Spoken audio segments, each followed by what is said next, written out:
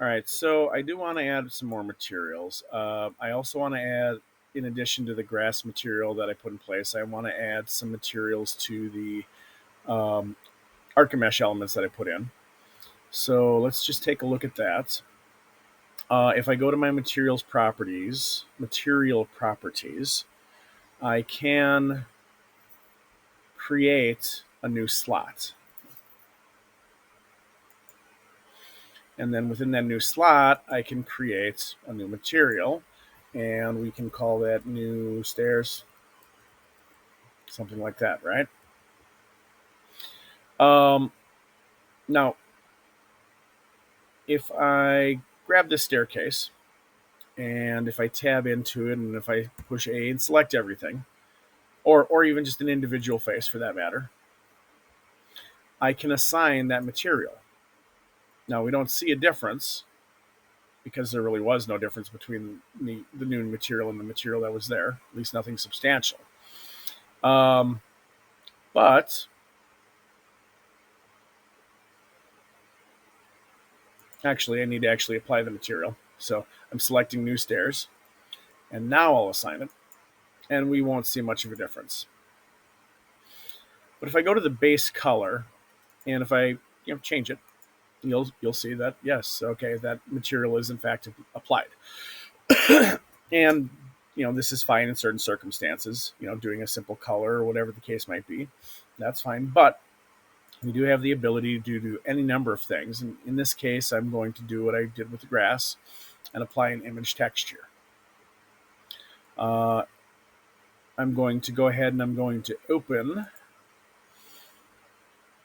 a texture that I downloaded on a previous video from textures.com. Good site, worth checking out. Oh, except I accidentally grabbed the wrong one. Let's do that one more time. Pay attention to what I'm doing. Because I grabbed the grass one and I want the concrete sidewalk. There we go. All right, so we got that. Doesn't seem to be much going on there, though. So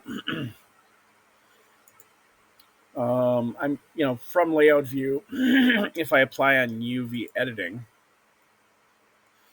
one of the things I can do is I can unwrap this, and that gets UV editing gets to be its own thing. It can be very complex, it can be very nuanced.